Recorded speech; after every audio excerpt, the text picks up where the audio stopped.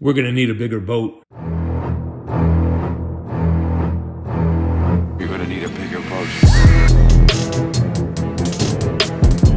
What's going on, everybody? GemMint here. Today we have a huge diorama to unbox. The 1/20th scale Jaws ending scene by Iron Studios. 2 huge boxes. Make sure to hit that like button, subscribe to the channel if you're not, and let's jump into it. All right, so let's take a look at the art box for the first box. This one's a little bit more narrow, but it's super heavy. So we have the nice picture of the statue on the back. You got a close-up of Jaws on the front. Let's get the styrofoam out of there, throw it on the ground, remove the straps, and take off the layer. So there's only 1 layer per each of these boxes, and here we can see the pieces inside. We've got Jaws, we've got some pieces of the boat. So we have this large pole, which honestly came with a lot of damages. A lot of those little black ladder steps broke off. There was another brown piece that broke off, but a very tall piece, and it looks realistic. The boat pieces and the boat itself look super realistic. We've got a couple poles that'll go on the side of the boat, and then we have the great white itself, Jaws. So taking a look at the sides, we can see how they sculpted it. You have the gills, you have like a wet splash that they did across Jaws, which looks pretty cool. You gotta have the bloody teeth. I like the shine around the teeth and in the mouth. And then to the other side, the paint applications look good. I like the different techniques they use to make it look wet. And then we have the very large, heavy base. Let's go ahead and grab this out of the box and put it on the turntable really quick. So I love the Jaws plaque in the front. I like that classy black sub base, and of course the translucent resin for the water. I think those are all highlights for me on this piece. You've got the orca sign there as well, the white at the tip of the waves as they're crashing. So I'm digging the water effect for sure. Then let's get into that second box. So much bigger, but I think it's a little bit lighter actually. So we have the same kind of art on the back and on the front, Jaws along the sides, Iron Studios. And then let's go ahead and get this large box off the table, remove those straps. And like I said, 1 layer boxes, so taking off the top, we can see we have a few pieces in here. We have the boat itself with a bunch of pieces of the boat. All right, so here we got Quint and Brody. Now Brody looks like his arm broke off, but it's actually like a factory placement, so I can just stick that back in, no problem. But 1/20th scale human characters that are the victims of this final scene from Jaws.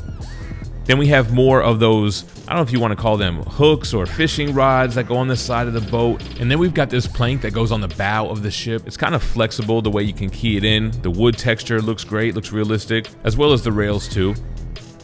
This piece, I can't figure out what it is or where it goes, but it also has a lot of long pieces of rope. You have this rusted metal exhaust that will assemble, and this spotlight that goes on the boat as well. So those are the last of the miscellaneous pieces, and of course we have the huge boat itself, and we'll take a better look at this while we assemble it and when we do the final thoughts. All right, so as far as assembly, we're gonna put the boat in first. Now you wanna be careful, make sure it's all the way flush on the back of the boat. Then we'll put Jaws in over it, making sure everything is nice and snug. Now let's start adding to the pieces. This ladder came off, it keys in via holes on both the top and bottom. Then we'll get Quint keyed in. His feet literally go in Jaws' mouth as the key goes into the keyhole on the boat. And then we'll get Brody in the doors. You actually want to make sure both of his arms are inside of the cabinet. I ended up fixing that a little bit later. Then we'll get that pole in the middle of the boat. All right, and then let's add some of these final touches. We have these metal rods that go along the side of the boat on both sides. Put the spotlight here. And let's go ahead and get that plank on. I end up tightening these up a lot after the recording, but you get the idea.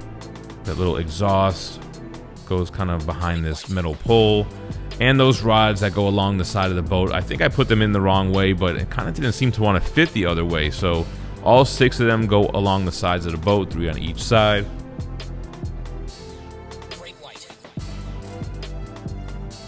Now before we take a look at this enormous diorama in full, this video is brought to you by Ninja Funk. The 4-issue miniseries may be over, but the one-shot Bolo's Playground brings us back to the Ninja Funk universe. Mr. Bolo, dealer of galactic oddities, faces off against Ninja Funk after McFly exploits a time portal. Laser Wolf wants to use it to save BB, but Bolo believes that another use may destabilize the fabric of reality itself. Allies are at odds, but Ninja Funk are only toys inside the walls of Bolo's Playground. Hit up your local comic shop and ask them to reserve you a copy of Ninja Funk Bolo's Playground. And as you can see in person, this is a huge diorama.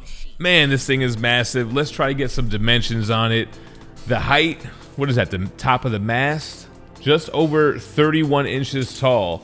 Now the base width is 21 inches. The base depth is 13.5, but the entire width, you're looking at about 44 inches wide. This thing is crazy. All right, so let me talk about the good and the bad. As far as the good, I like the overall presence of this piece. It's definitely a centerpiece for a hardcore Jaws collector. I can see this up on some mantle, and it's the main focus of the Jaws collection. I love this big, chunky, solid piece of base. The translucent resin waves and water look great. The wood details on the Orca sign on the boat itself look awesome. I mean, it almost looks like it's pieces of wood rather than some type of polystone resin. Jaws himself, I think it looks good, but it doesn't blow me away. They definitely went out of their way to make it have that wet look, and I think the shades of paint look good, going from the lighter white of its belly to like the darker gray. And the sculpt looks fine as well. Now, as far as the things that I don't like about this piece, first of all, for $3,000, the mast is very fragile. Unwrapping it, I already knew it had multiple broken pieces. These little black pieces, this little wood piece that was supposed to be attached, and combined all the rope with it. So I really wish that that was maybe something solid that wouldn't have broke as easily. And I don't know how I'm feeling about this kind of, I don't want to say top heavy because this is a very solid frame, but when I was putting the boat on display, any type of pressure you put down on that side of the boat, you got to be careful because you could flip that thing forward. I don't know what else they could have done. They made Jaws the center point of this statue and the rectangular base, as you can see, but it just sticks out so far. I mean, that's part of what makes it impressive, but that's also kind of the downside. I don't think over time or without something touching it, it'll just flip over or anything, but you would have to be careful on this. You don't want to put any pressure down anywhere near that end of the boat. But I mean, what else can I say? It's an enormous piece. It's a statement piece.